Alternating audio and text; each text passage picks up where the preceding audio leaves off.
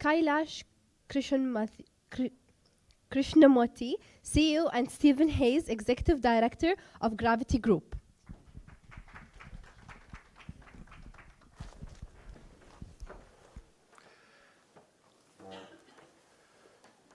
Dr. Isha, Your Excellency Ian Halliday, other distinguished attendees, good morning, and it's an absolute delight to be back in Dubai and a guest of Smart Dubai. And I want to commend Smart Dubai and the team here for establishing the Smart Cities Global Network.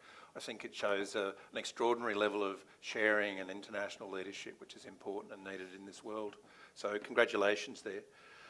If I go back some years now, I was after spending nearly 30 years in the Air Force, I was the chief executive of an international investment led by the UK, Australian, US and UK governments around how we deliver complex things in a better way. And so I had the privilege of working with the UK Cabinet Office, NASA, Airbus and any number of other large government and industrial agencies. And my observation at the time was that in spite of all the tools and things that were out there, leadership was struggling to deal with data and make meaningful decisions. Then I was lucky enough to meet Kailash in the town where I work, and a man who set up an organisation, Gravity Group, focused on supporting leaders make good decisions with complex information. How do we take data and make it meaningful to support decision making from the top down? How can we look into our organisations and make meaningful use of data? And so I was particularly struck by Rick Wiley's comment about value. Okay, we really need to make sure that we get value out of data. And I was also struck by the other gentleman that talked about, well, only one or two data sets are going to be of relevance to some of your consumers. So it's important to keep perspective on collecting data and its value. If I talk a little bit about Gravity Group, Gravity iLabs was established 8 years ago. We've worked with over 90 federal, state and local governments in Australia and organisations. So we've seen a broad spectrum of activity, anything from supporting executives deal with understanding really complex environments through to the full implementation of a strategy execution platform that brings all the parts of the business together so that data can be broken across the business stovepipes to support surfacing data to enable executives to make better decisions. Some of the agencies that I look to that we've worked with, the Department of Prime Minister and Cabinet in Canberra, the Australian Federal Police, the Federal Department of Health, etc. We'll see today, after a brief introduction, where Kailash will give some context to the way we think and why we think why we are doing what we're doing. We'll dive into 4 case studies. We could have done 20 or 30, but we've tried to pick 4 of relevance, some to do with policing, some to do with shared services. And whilst you might say, well, what's that got to do with smart cities? These case studies apply equally across any use of data or organisation, so I hope they're of relevance. Now, I noticed everyone's been very quiet this morning and understand that's probably normal, but if you have a contrary opinion or view while we're talking, particularly when Kailash is doing some case studies, I'd really invite comment or questions. And I'd also add that if you don't want to ask questions in this forum and you want to catch up with us later, we will be here till later in the week and we're more than happy to catch up. And I really want to call out Austrade at that point. Ian's team here have been an absolute delight to work with and great hosts, so thank you.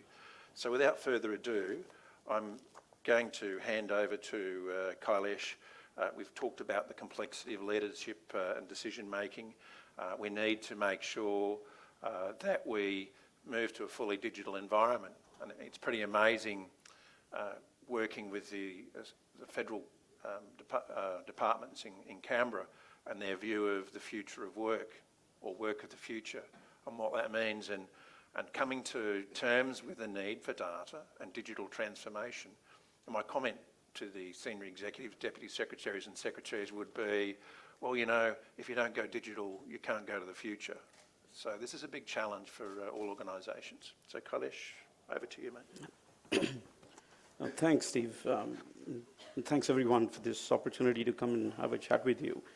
To kind of give you a little bit of a journey of what we've been doing at Gravity iLabs, we've essentially been looking at challenges faced by leadership teams across government, and that's been the core kind of domain of what we've been trying to focus on. Now, in this whole advent of things like, big data coming in and things around, future cities, what we realize is, a lot of information is coming into leadership teams and senior executives pushed bottom up. So the advent of big data means that you kind of are overloaded as senior executives and leaders with lots of different data sets, with different taxonomies of information. And what we realize is that overload is quite difficult for senior execs to digest. And the second aspect is when we're actually thinking about strategies in organizations, senior execs are often thinking about strategies from a wisdom or knowledge perspective, so people are not really using data to develop their strategies or think about the next 5 or 10 years. They're thinking about wisdom, they're collecting a lot of knowledge and information and thinking about the future. And then they're supplementing that either through the how to bunch of PowerPoint presentations, they're then putting a whole Word document together, and then they park that somewhere, and then for the rest of the 5 or 10 years of that strategic program, they tend to keep getting a lot of data fed into them, a lot of reports coming into them, which really they find tough to contextualize and overlay on the strategy. And what we essentially have been trying to do is essentially that aspect. So we said we wanted to challenge the paradigm of leadership moving into the future. So we said, what does the future of leadership for organizations who are dealing with big data, for leaders who are having to deal with complex information and different levels of complexity, how do leaders start managing information and run their strategies? And how do you take strategic thinking from a process of something that you come up once in a year and put it into a document into something that starts to transform into something real and dynamic? The second thing was also that technology, the socioeconomic landscape around the world is becoming extremely complex. So what we realized, like for example, we're working with people like the Australian Federal Police, and they've got a whole range of challenges where data is coming to them from all sides. They've got trends, like somebody comes in and tells them that, we've got people printing drugs out of 3D printers, but they really don't know and in context of all of that, what we've started doing is we've started looking at how we build interdisciplinary or transdisciplinary capability for leadership teams. And what we meant by that is, as a part of our innovation lab, we tried to look at how we combine thinking frameworks with doing frameworks. And what I mean by that is we've got things like systems thinking, we've got constructs of systems and design thinking, which gives us a lot of constructs about how to understand complexity, how to kind of look at customers and their paradigms of what they want.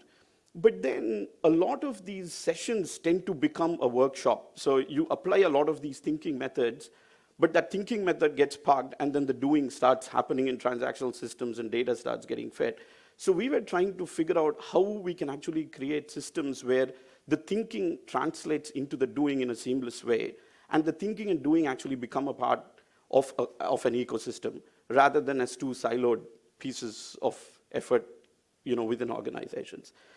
So in regards to that, to kind of give you context, what we have done is, in terms of building that, in terms of a team that we have built, we kind of looked at the intersection of discipline.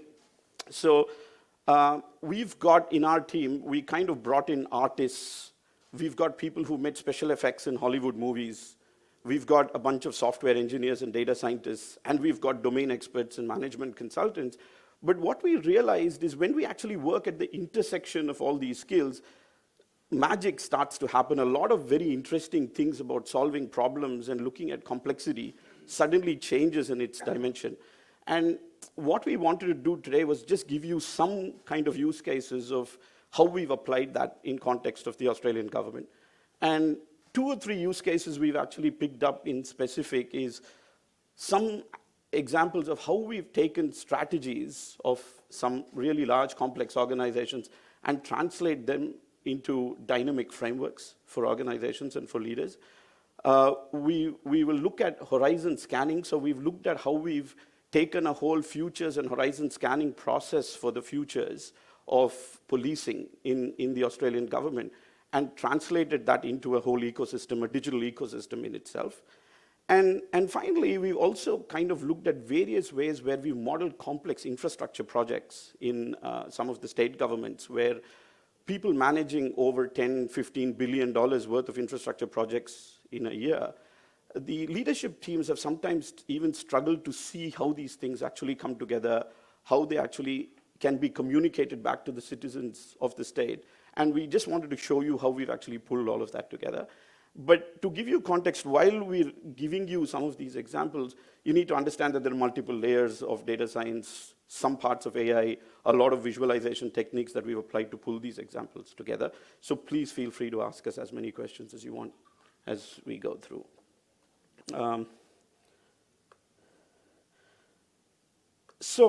We'll give you some very high-level constructs of when we talk about visualization and storytelling. We just wanted to give you some examples of what visualization actually means and when we talk about combining systems thinking and design thinking. Now, what you see on your screen is actually a combination of probably about 25 different Excel spreadsheets, a whole bunch of PowerPoint presentations and Word documents that contain lots of level of data, lots of different strategy documents, a lot of different customer perspectives, which are quite difficult to comprehend when you actually have to look at them in totality and read each of these. So what we try and do is we try and create lots of visual storyboards and models that pull a lot of that information into a systemic ecosystem model, which starts representing really complex information into really rich visual storyboards. So that's an example of what we do. But then moving on, what we can then start doing is, and when we were talking about things like, having special effects guys in our team or people who are animators or movie makers, when they are working with data scientists, we then kind of start thinking about how do you create some of these visualizations into interactive ecosystems, right? So, and we build these up as really large screens on the walls of leadership teams in offices and so on, where they can literally drill down. So this was an ecosystem that we built for the Department of Health in Australia. But one of the challenges that they were facing as leaders is they manage a whole range of policies across the health ecosystem. But they were struggling to understand that if they make a change to one health policy, which stakeholders would get impacted, what's the feedback loop they're getting from the markets.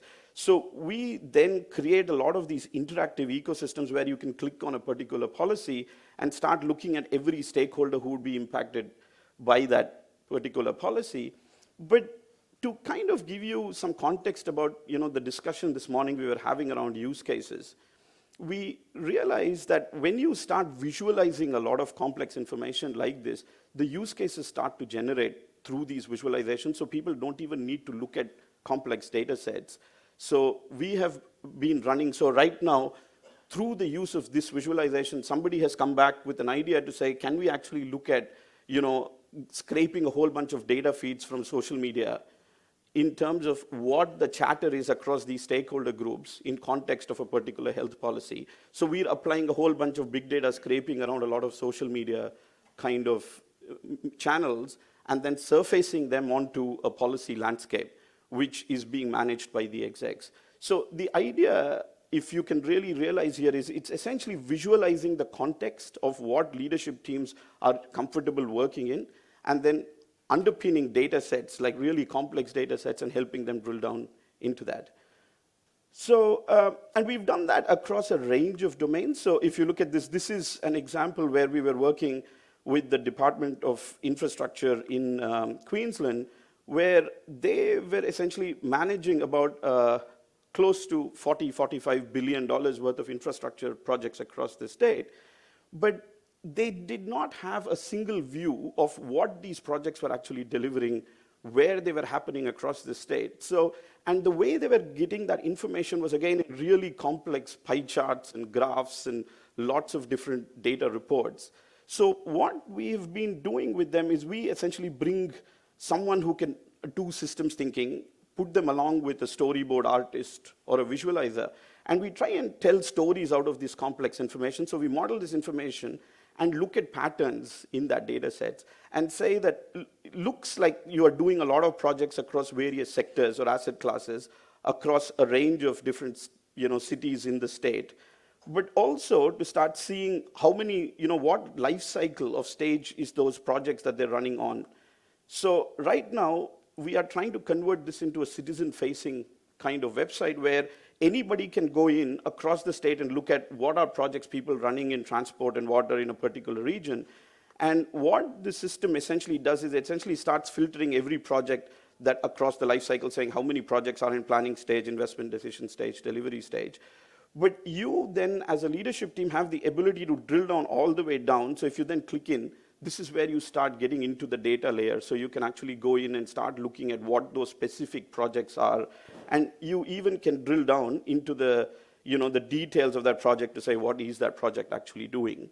And get views into the status report. So the idea here was, and this, if we didn't do it this way, was virtually impossible for leadership teams and executives to start understanding or comprehending in its complexity, purely because of the volume of data and information and in the medium through which it is actually presented to execs. And we're doing that across the board. Like right now, we're working with a pretty large aviation regulator in Australia who are essentially wanted to look at strategy, and they were defining strategies to say, what is our strategy? But for the last 5 or 6 years, they've been designing strategies in paper. So they just put strategies to, 2 months later, it just becomes shelfware.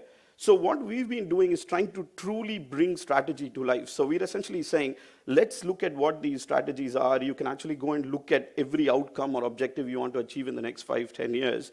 You can look at the various strategic pillars that you are trying to work on. But if you want to now at any point come back and track that strategy and say, let's look at how are those projects actually tracking, you have the ability to drill down on the strategy and get to very quick data dashboards in terms of how these things actually come together, and with the ability to drill down into a lot of details. So you've got the ability to create a lot of these kind of ecosystem views in organizations to kind of tell those stories. And the examples are in. So as we said, again, this is another example where, when we talk about just quickly switching the mode between strategy and execution, we all think about a future vision of an organization. We think about where we want to go in the next 5, 10 years.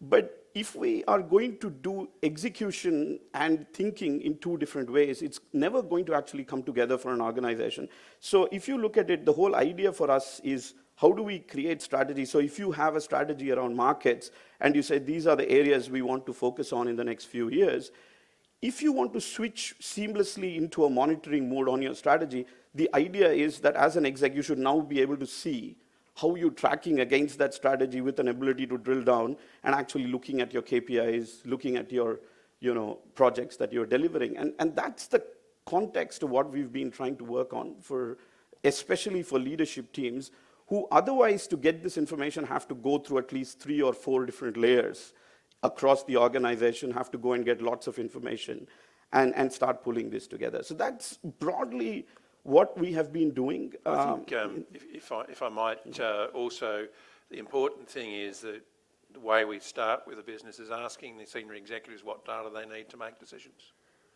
So rather than just throwing a whole bunch of data at executives, really standing back with the executive and understanding how they do business, what they're going to need to do their business, and the decisions they need to take. Some other examples. Yeah, and the question there is, if you look at the world of, the world moving towards big data, what we realize is that big data is your solution to finding answers. But for us, the visualization and storyboarding is your solution to farming the questions. And we think that is the fundamental difference, because what big data throws at you is humongous amounts of data for which you have to then go and drill down and start saying what is the right answer. So it throws a million answers at you. But the important part is, what is the question and what are those important questions to ask? And what this attempts to do is to help you understand those questions, and as leadership teams ensure that you're asking the right questions to actually farm the right data. and the right answers from across the ecosystem. And to give you an example, we've recently been working with an organization which spends about $10 to $14 billion on veteran affairs and supporting veteran ecosystems in Australia. And we've got close to about 25 data scientists who've been working there for the last about 3 years trying to mine data. And when we start looking to the top and when we go and ask the leadership teams, and when the leadership teams ask about their top 5 questions that they want to understand about the ecosystem, those are the only 5 questions they cannot answer. And the idea is that you're spending millions of dollars on big data, you're spending millions of dollars with big data scientists going and finding huge amounts of data sets, doing correlations, but they don't quite, as one of our speakers earlier was mentioning, they don't get context about the business. They don't understand where the business, they're not domain experts in the subject. So what we are trying to do here is empowering leadership teams and execs to actually ask the right question that can then go and help data scientists and people who are managing data to go and find those right answers for them, rather than people just going across. And that's the challenge we see with big data. You're going to very quickly be able to go and find lots and lots of data, which could end up as very bad quality of information. So that's broadly what we have been doing. And if you look at it, we've been applying that process of once you identify some of this information. So if we look at the... Drill down on that one a bit more. Oh, yeah, okay. So now, in this case, if you look at it, like we have been looking at some of these things for a particular organization where people can actually go in and look at various aspects of their futures. They can actually go in and start mapping into their client segments, their services, so they can start modeling a whole bunch of things in terms of how they go in and look at services and so on. So you have the ability to quickly go in, create these visualization models, but then start looking at how much money you're spending, what KPIs there are associated with various aspects of your service landscapes. So it pretty much gives you that context of modeling ecosystems. But I hope that gives you some context about what we are doing from a strategy, visualization, and ecosystem modeling perspective, which essentially is leading executives to start identifying the questions and connect to the right data sets for the organization and helping them bring strategy to life around. So there's 2 other things we want to show you. One is horizon scanning, and the other one is the work we've been doing with the shared services on how you support that distribution of services and tracking that across several departments. Yeah, absolutely. So in this particular use case, I mean, we'll tell you what we were doing. As I was telling you, we're working with this major law enforcement agency, and they have a whole futures team that goes in and does a lot of research on future trends and demographics around what's going to impact law enforcement. And as I was mentioning, that could be social factors, economic factors, technology factors. And what was happening when we went into this organization is there is this futures team that is actually going in, and they're collecting a lot of research data. They work with almost every large law enforcement agency like FBI and Interpol, and they've got a whole bunch of research agencies they work with across universities. And they collect a lot of futures data around what is happening to law enforcement in the coming 5, 10, 20-year horizon. What essentially happens in the organization is once they collect information, that tends to become a whole bunch of reports that they email to everybody and saying, hey, we've got a new trend around this technology, we've got a new piece of technology or socioeconomic reform coming in this domain. And all that happens is a lot of emails going across to 50 people in the organization, some people reading it, some people not reading it, and pretty much that research reaches its end very quickly. Then you have another team in the organization who are actually managing risks and threats for law enforcement, who have to just constantly look out for what are the risks and threats that the community is facing, what the citizens are facing, and monitor and manage those risks. And then they have a capability management team which starts thinking about what capabilities do we have to build as a policing agency or as a law enforcement agency to deal with the future. And everyone is working in their own silos, right? So somebody is doing research here, somebody is going and managing risks and putting that into another system, somebody is doing capability.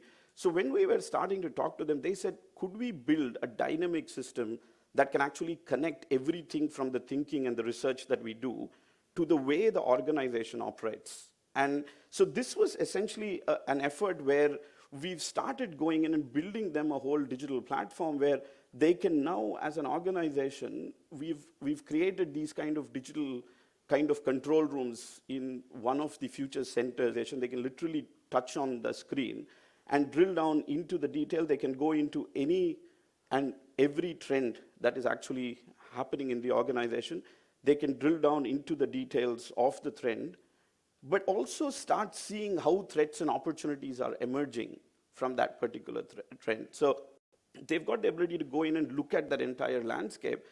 But then if they want to kind of go in and say, this trend is impacting what strategy or what capabilities do we need as an organization to address this particular trend, it will even start showing you a whole bunch of lists of all those capabilities, trends. So it's essentially connecting that strategic thinking at the highest level of an organization all the way to the operating model of the organization. So in terms of saying who needs to work on this problem and why does that problem even exist? So it's connecting all those dots for execs. I think the other interesting thing there is that you can then start connecting the so what across government. So if we do this in policing, what's the impact on the health budget? And so you understand those data streams and the impact across the different portfolios. So I think we might just finish off with shared services. Yeah, just absolutely. Watching the time there. Yeah, okay, let me see if I can. So this is something we're doing with the Department of Finance in Australia, but we've essentially gone ahead and worked with them to essentially, so this is an organization that offers a whole range of shared services across government. So it essentially goes and offers, everything that are common services like HR and payroll, and procurement. They've centralized all of these services and they offer that as services across to various government departments across. And for them, it's a cost recovery model. So there's 15 or 17 agencies that they provide payroll to and finance to essentially pay them revenue to recover their costs. So they have this increasing need to be transparent to say where are they spending the money of those 17 departments, where is the focus of their strategy going. So what we've done for them is model their entire organization where you can see their whole organization, but we've tried to take a really complex process of shared services which does a lot of different services. So if you look at this, a lot of these services are managed in complex systems like SAP, like other complex ERP systems, CRM systems. And we realized that when you work with such transactional systems and work with multiple layers of services, people go and model a lot of process, they write a lot of documentation, but nobody really understands how these things, once it becomes too complex, everybody just puts these things in documents and they don't really move any further. So the idea for us was we've created a system where any executive, if they want to understand what is happening in their entire budgeting to reporting life cycle, they can come in here and look at the whole services that they're offering to every customer from step one to the last step that they are doing.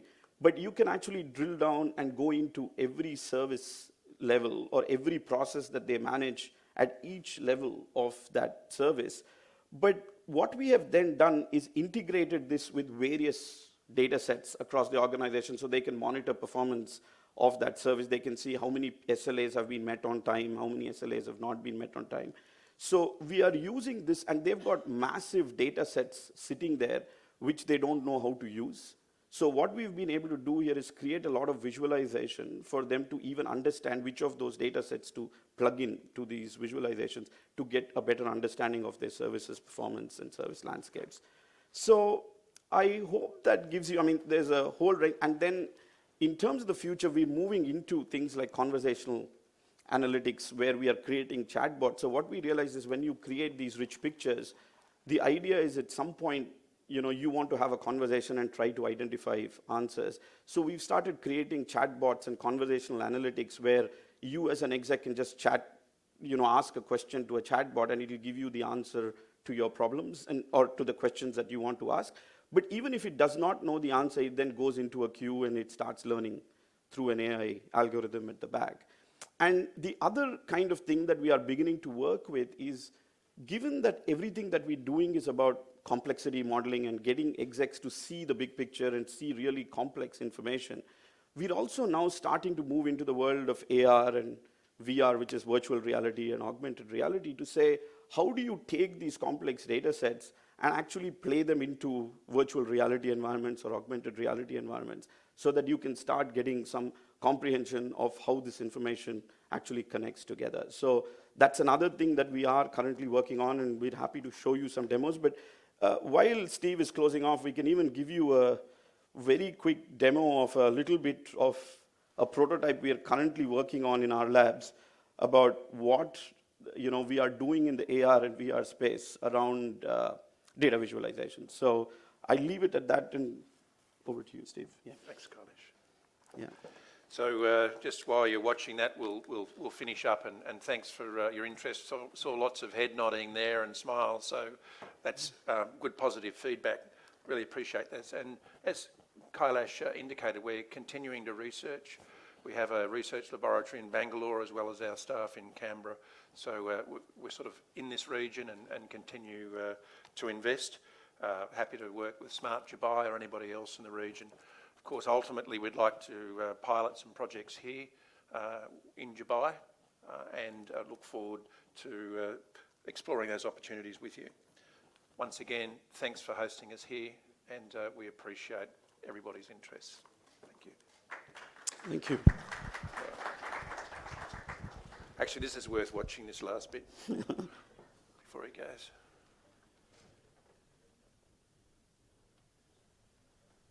So what do you do with 3D data?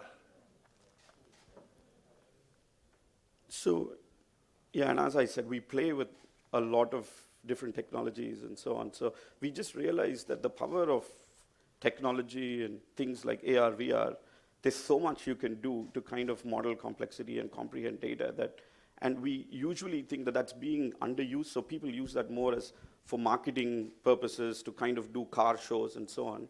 But yes, yeah, sure. So can you just shed some light on the taxonomy of, how can I say, dependencies that you can model within your framework? So what we have essentially done is so in terms of the framework we've designed, we've essentially got about 6 or 7 dimensions. So we've kind of got this construct of your high-level strategic landscape, which means all your high-level goals, objectives, we can model as one ontology. There is the second aspect, which is all around your service and capability model in your organization. So we create a common taxonomy to say, any touch point that you have with the customer, we define as a service model. So we create a whole bunch of service taxonomies. But then for anything that you do to improve capability internally, we've got a capability model construct. And then we've got performance and risk constructs to say, how do you monitor performance of any of these and risks? And then link it back to your initiatives to say, if you are running any projects for improvement and so on. So we've got these 6 or 7 dimensions through which we can actually model any dependency across the whole value chain. So if you've got at a very high level a goal, and you want to see kind of management framework in the underpinning platform, where you can model things like project to project dependency. But what we also realize that you can actually aggregate that at capability level and then derive some of those dependencies as well. Yeah. Okay, I was incorrect of me not to ask if there's any questions, so Yeah, thank you sorry. for that. Are there any more before we finish up? Look, thank you once again, and Kailash and I'll be here for the rest of the week. So more than happy. Austrader looking after us exceptionally well. So if you talk to us and them, if there's any questions you want to follow up, happy to do so, either this week or another time. Thank you. No, thank you. Thanks again. Thank you. I now invite Farhad Urumchua, professor at University of Wollongong in Dubai, to stage to showcase the Australian perspective on AI ethics. Your Excellencies, dignitary guests, ladies and gentlemen, good morning. First, I'd like to thank Smart Dubai and Austrade for providing this opportunity for us to be here and to get an insight into this interesting field and very powerful field that can change the future of our societies. And as Some of you might not know that University of Wollongong has been in here in Dubai for 25 years. We have actually thousands of graduates in all levels of governments and industry in Dubai and UAE. As Justin pointed out this morning, University of Wollongong is also a partner to 2020. We have, through a center that we have recently built called Smart Center, which is the largest of its kind, purpose-built for smart technologies and entrepreneurship. And through this, we have a major simulation center for road and transport simulations, for logistic, and also data sciences. For example, we have developed courses in data sciences, as one of the panels this morning was pointing out that training and skills are important. We have developed actually courses in all different levels. For example, from the data science and programmers level to the analyst experts and in the field expert to actually be able to analyze, interpret, and come up with action through all the things that you get from these charts and reports, to the middle managers and also to the managers, high-level managers, that the concern would be that which part kind of AI, for example, would be useful, and beside the hype, what would be actual impact of applying a technology in their organization. So I'm going to talk a little bit, my talk is a little bit general. I'm going to talk about the context of all this, and then about different types of AI ethics, as one of the panelists this morning pointed out that is quite important for data science.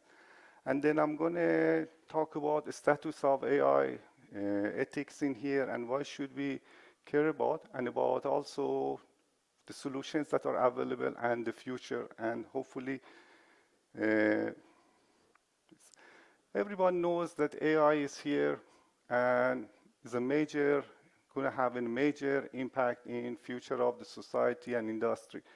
Most of managers now, they have interviewed, they know that in 3 to 5 years they're going to implement AI one way or another. It's quite important for governments as well in terms of saving working hours. But with all of this, then we have all the visionary people who are working in AI, and public are worried. For example, Elon Musk calls it an existential threat, a threat to the humankind. So why is that something that's useful, which could be a next industrial revolution, is so dangerous and imminent that people feel to actually need to warn us about its application?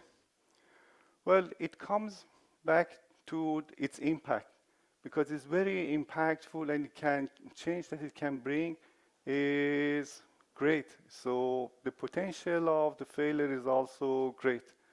People who talk about like applying AI, ethics in AI, normally they talk about two different types of ethical issues or moral issues. One of them is roboethics, how we treat the robots.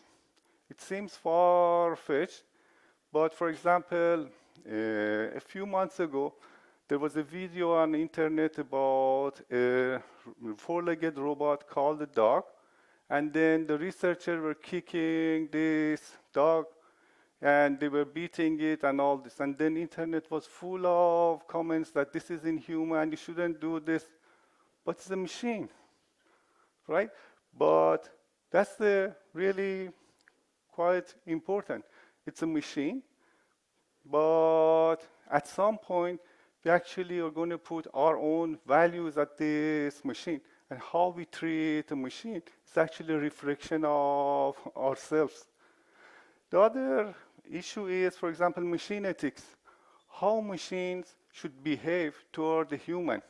What ethics and morals machines should have toward the human beings. So, for example, all of you probably have heard of Sophia.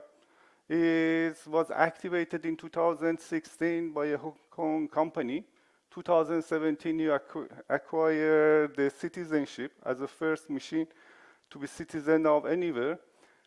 She is also now a UN official, right?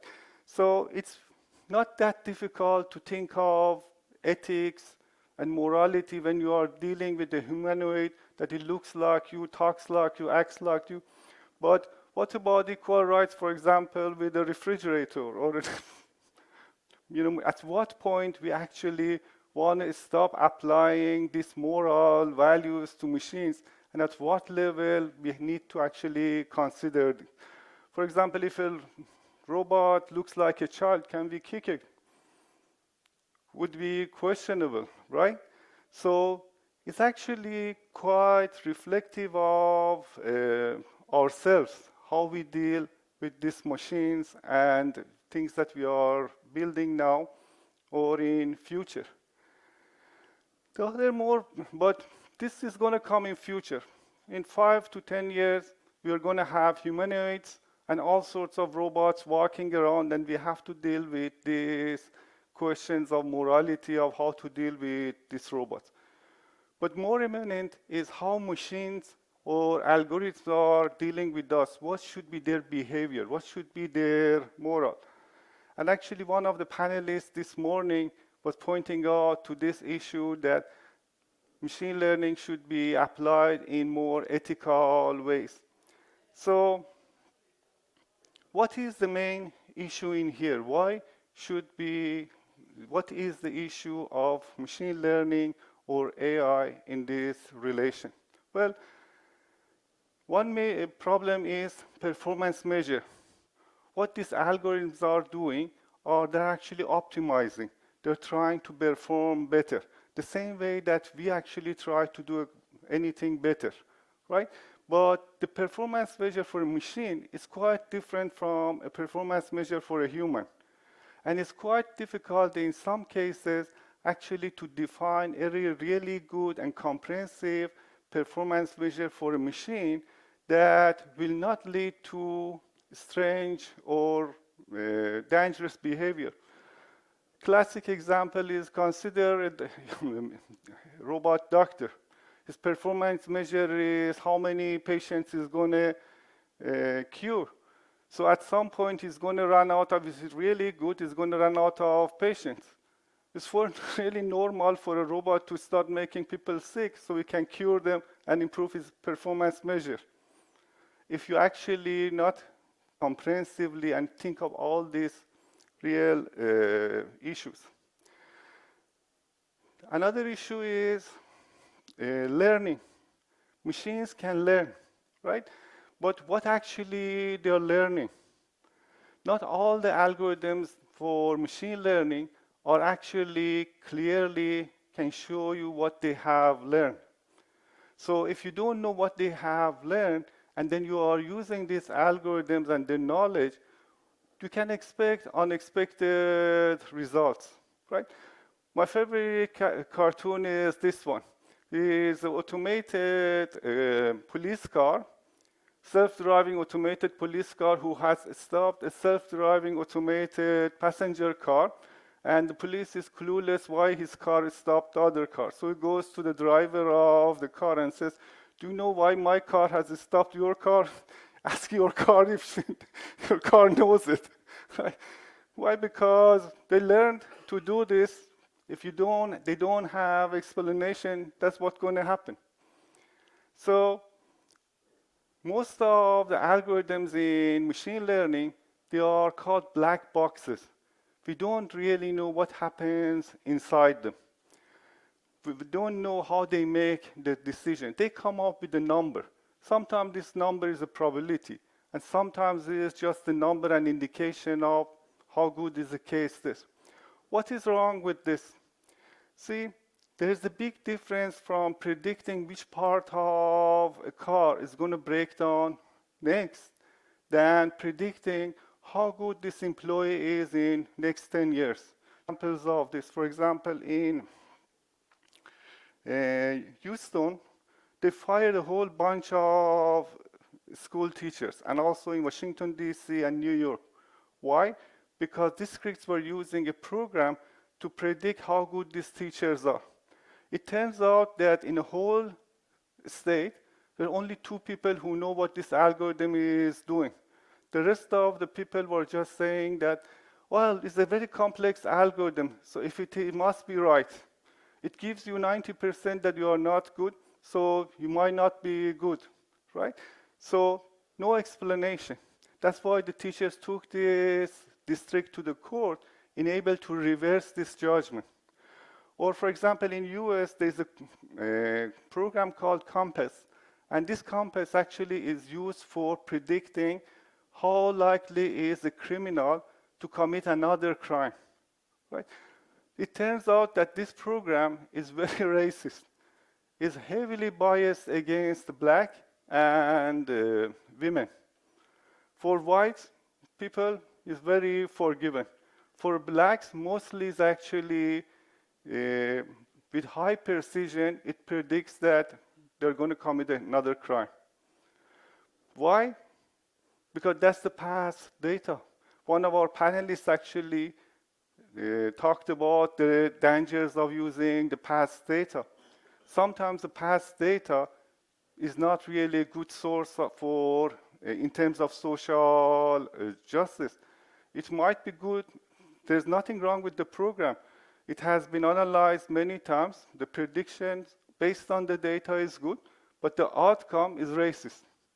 No one would actually look at someone and says, oh, you're black, you're 90% to commit a crime, right? So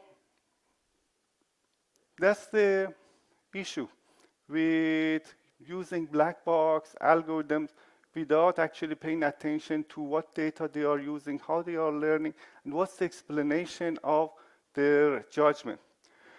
For example, in this book, Moral Machines, Teaching Robots Right from Wrong, the authors actually are pointing out rightly that when we try to actually moralize these algorithms, we are coming up with, we actually learn more about ourselves and our own moral values and ethical values, right?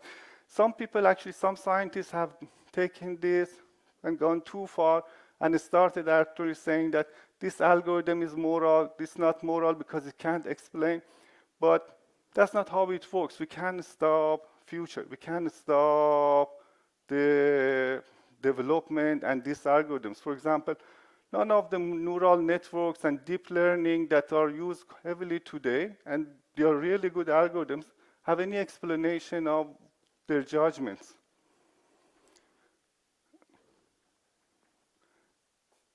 Another issue that I pointed out from past data, which data we are using, right? Social data is a reflection of our own past. Any mistake we have made in the past is in our data. So we have to be careful which type of data we are using for what kind of the judgments. As I mentioned, it's very easy to use, not every case is, there's a clear-cut answer. A lot of cases, the answers are very subjective. These are all related to the social cases that relate to our own personal behavior, to human behavior, to our social social communities. So when we are using this type of data, we have to really be cautious about what we are doing. Another issue is the issue of the motivation, right? Who is building these smart applications? Why they are building it? A lot of big companies, they're under scrutiny because they have thousands of employees.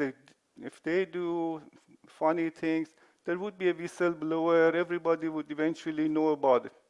But take the case of, for example, Cambridge Analytica. In a small company, what they did with elections was immoral. They had only about 30 employees. Small companies, they go under the radar. You can't really understand what they are doing until way after, right? So motivation is also important. We need to be watchful of who is building what and what they want to do with it. So, for example, Dr. Cathy O'Neil suggests that the only way we can actually make sure that things are not going in the wrong direction is audits.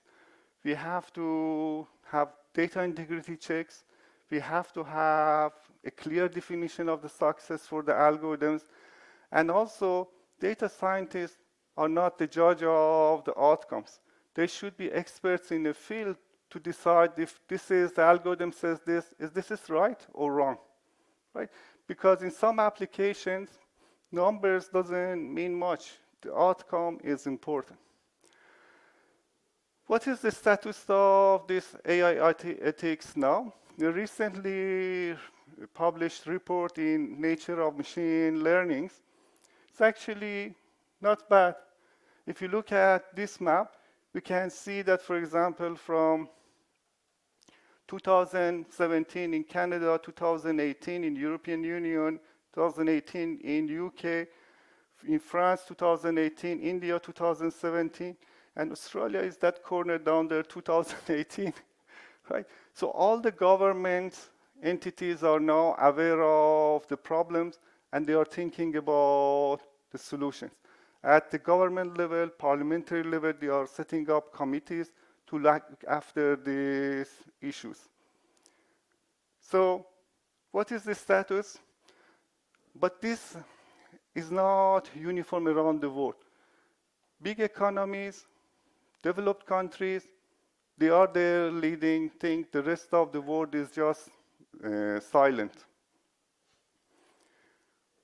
What is important, what is everybody is coming around, is that these 5 are the main issues when it comes to application of the AI. Transparency, that there should be an explanation of what an algorithm does when it makes a judgment. Justice and fairness, that the algorithms have to actually produce outcomes that are fair to the society with their values. Non-maleficent is that it should not be used for malicious in purposes. You can't build applications that you know is going to do more harm than good. And the responsibility that AI is not like a knife. You can't build an AI application and in a knife you say, oh, I built a knife. It could be used for good or could be used for evil. I just build a knife. AI is not like that.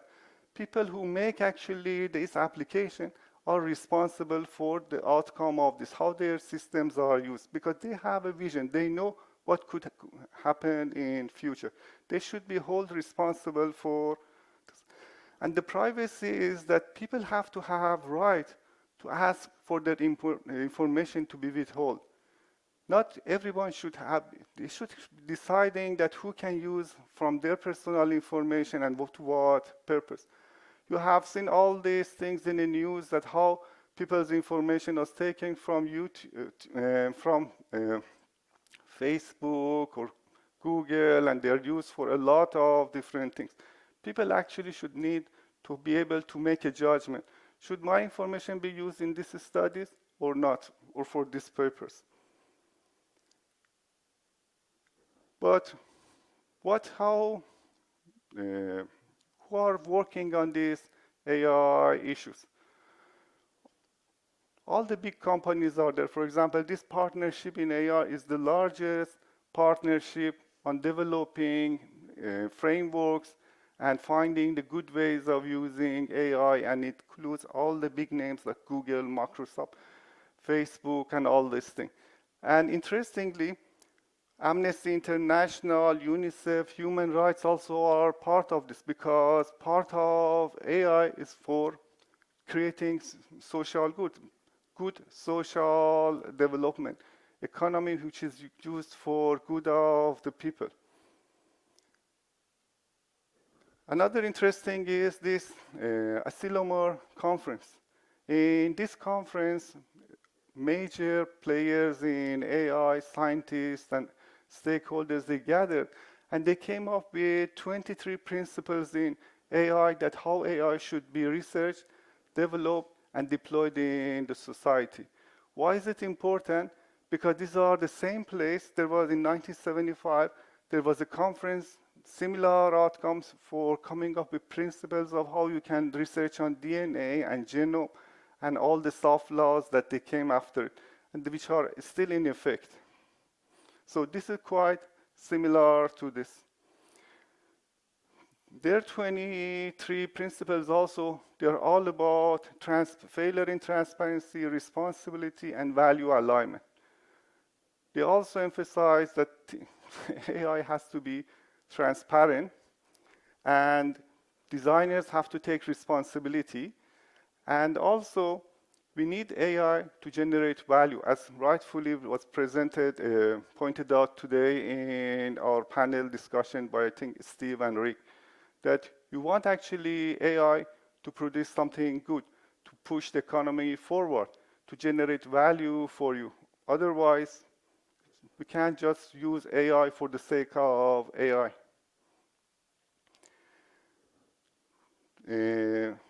That's why, for example, now IEEE is the largest, proposing the largest set of rules, soft laws, standards, anything from ethical, from ethics, sorry.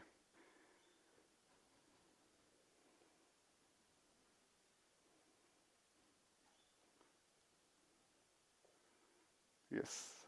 Oh. Right. So from ethics in design of the AI to transparency, data transparency, for example, issues with data of the children and students, employee data, and well-being metrics that could be used in the AI algorithms, and personal data, how should be facial analysis, how should be conducted. Very comprehensive set of standards that would come up around 2021. This is the most comprehensive set of soft laws that would govern AI. But what is the problem with this? Oh, actually, I mentioned governments, all the words are concerned, and they're forming parliamentary committees to look after it, and not so surprisingly, UAE is also in the front line, and Dubai is with the smart Dubai is in the front line of these issues, right along with all the developed countries. But what is the issue with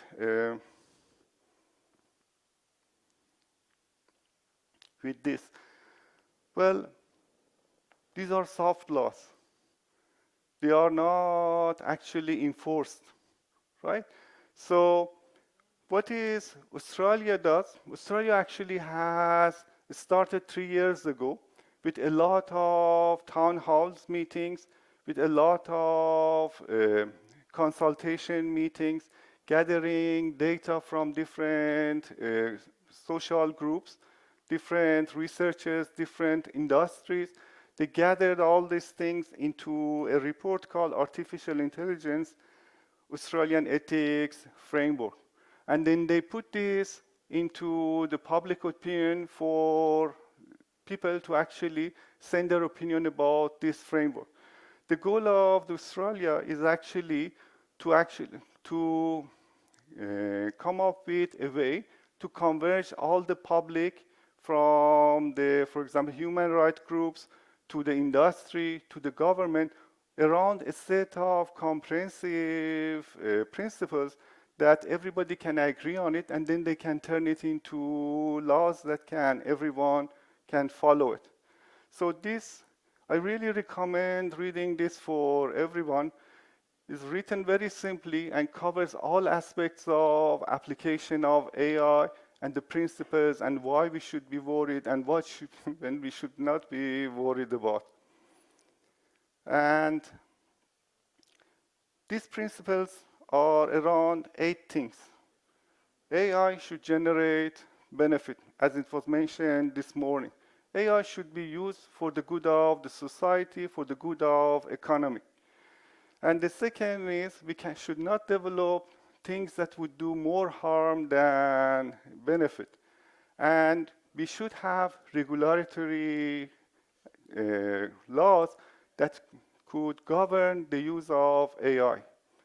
And we need to be mindful of the privacy issues and how data of the people are used in these algorithms they pulled and feed into machine learning algorithms. People should be able to pull their data if they don't want to. The outcomes have to be fair. If it's about social issues, behavior issues, it should be fair. And it has to be transparent and explainable. As I mentioned, right now there's only one algorithm in AI, in machine learning, decision trees, that you can ask, why did you make this judgment? And actually decision tree can explain his decision, that this is the reason that I made this choice. The rest of algorithms, they just give you a number, no explanation. But unfortunately, decision tree is not the best algorithm in most cases. It is just a weak algorithm. So in a lot of cases, we are dependent on black box algorithms. Contestability is that you should have a way of people to contest the decisions made by a system. For example, in case of those teachers who got fired, they actually took the district to the court that you can't fire us because of ranking by a system. If you have a proof, tell us what is the proof is, otherwise we should be reinstated. And they won the case. But for example, there are programs in HR that they are used for going through the application and define that if this person is suitable for hiring or not. Nobody knows what actually they do. No one knows how they actually make decisions. Most HR managers also, they don't want to actually know because they're dealing with thousands of applications. Somehow this has to be sorted in a few, right? And there's no contestability because the applicant doesn't know why he's not got rejected. They wouldn't know this. And accountability is that everyone who is working in developing and these systems and algorithms and deploying this, they should be held accountable. Because when they work on this, they know the consequences. They can guess the consequences of what they are doing. How you make sure that actually these are implemented?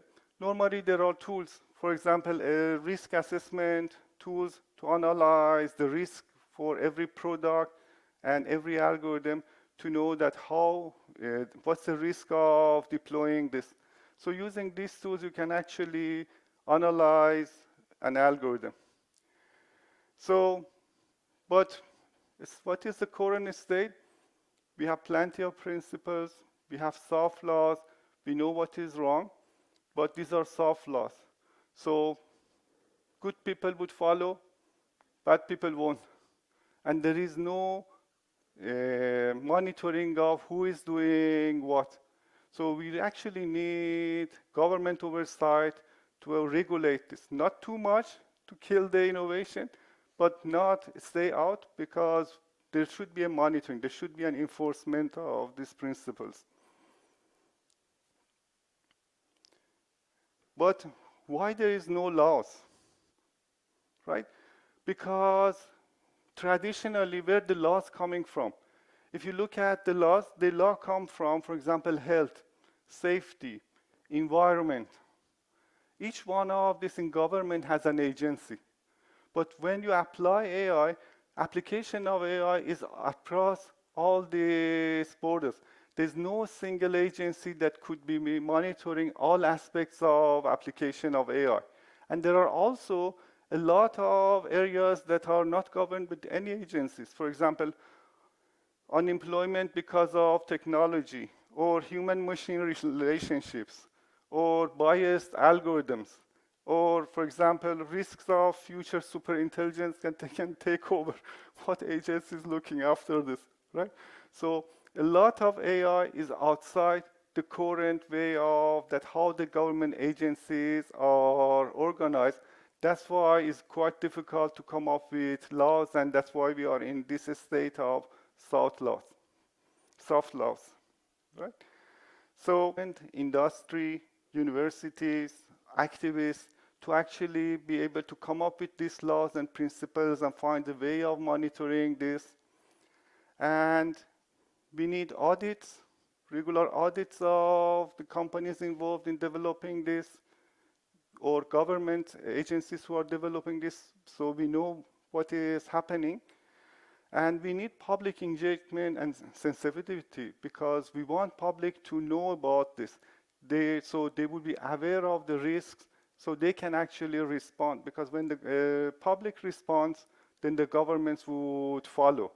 So people also have to be sensitive to these issues. Universities and the schools, they have to learn this ethics of what they can do and they cannot do from the schools and universities.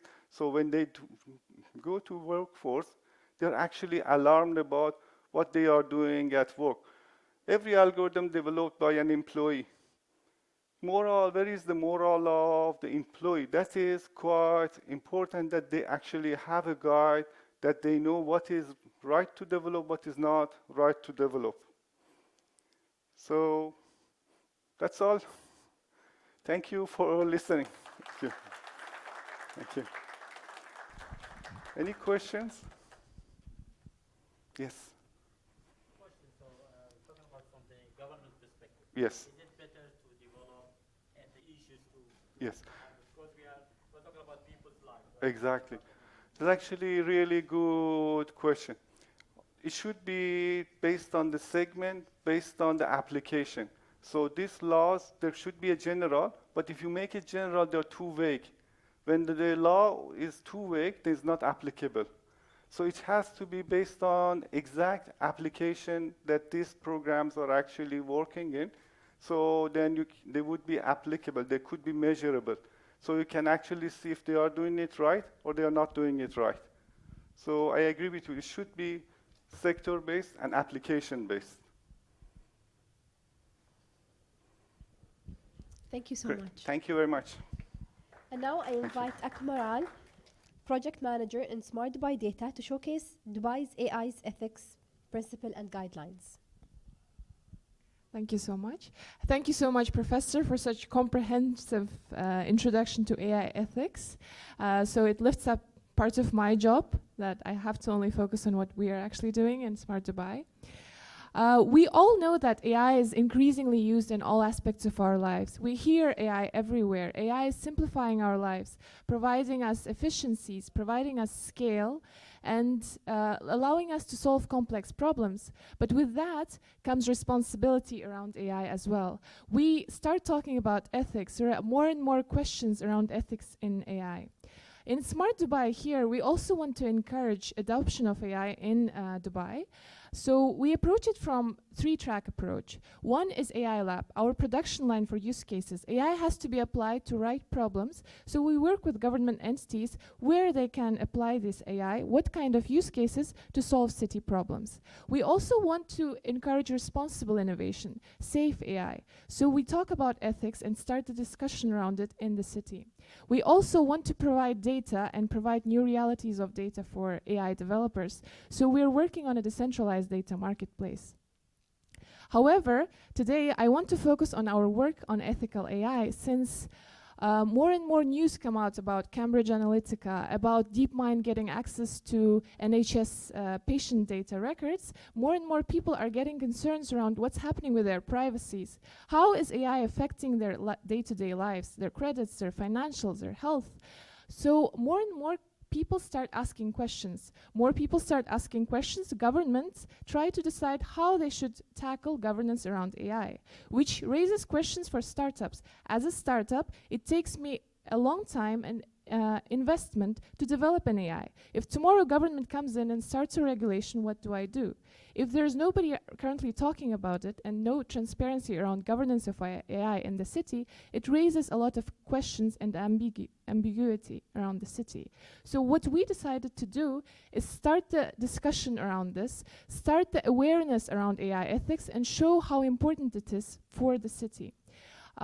Therefore, we published our high-level principles around AI, showing our position on how AI should be developed in Dubai.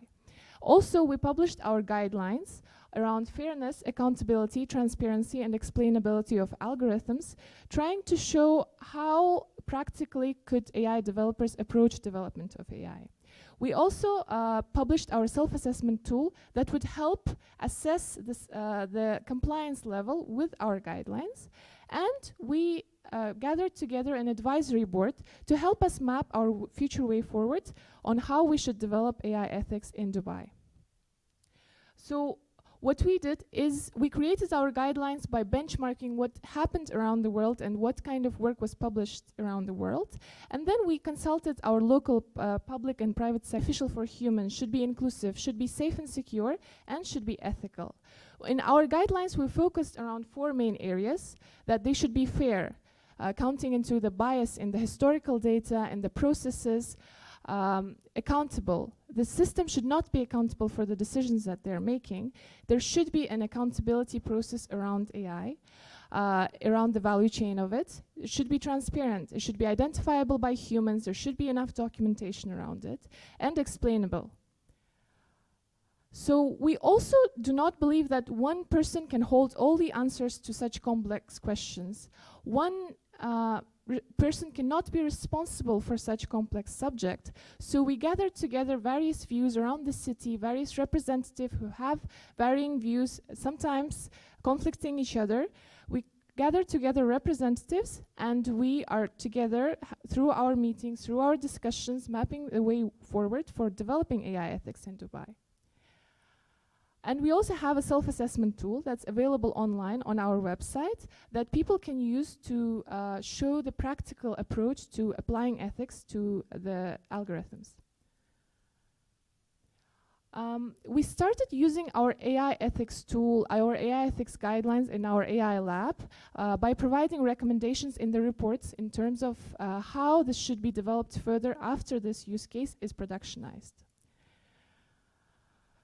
And now we are looking into how we should develop this further. As Professor said, these are all guidelines and principles that are very soft. They're non-binding, non-mandatory. Nobody has to follow them. We are starting the discussion and awareness around the city, but how should we move forward? It's a question that all the governments are asking around the world. So we want, through our AI ethics self-assessment tool, we're providing the compliance level with the guidelines through which we're raising flags. What should the AI developers pay attention to when they develop these AI systems, and what questions should they be asking? But once we start raising flags and showing the problems, everyone starts asking for solutions. So in our future, we want to focus on providing the solutions, helping our AI ecosystem on developing their AI work. So what we're working on is providing privacy, explainability, and fairness solutions for the city, starting with the data, providing synthetic data, opening up Dubai Pulse and transforming it to make it more helpful for the ecosystem, and then providing AI safety as a service for government, and then probably to the city as a whole. So synthetic data helps us solve the data market problem. AI startups need data. The companies, the government companies, private sector needs AI solutions, but they are sometimes not comfortable with sharing their data with the startups. So by providing synthetic data, by providing accurate data, which is fake, but shows the same relationships in the data and helps the AI startups to develop the AI in a more accurate way. We all know that AI development advances faster when the data is provided to us, and developing AI could provide more opportunities for revenues and economic value. So through developing safe AI, through developing solutions, we would like to increase public trust, which would help us increase adoption of AI, which would help us to increase the economic value in the city. So what we want to focus on and encourage is responsible innovation of AI through providing good data exposed to use responsibly on things that matter. Thank you.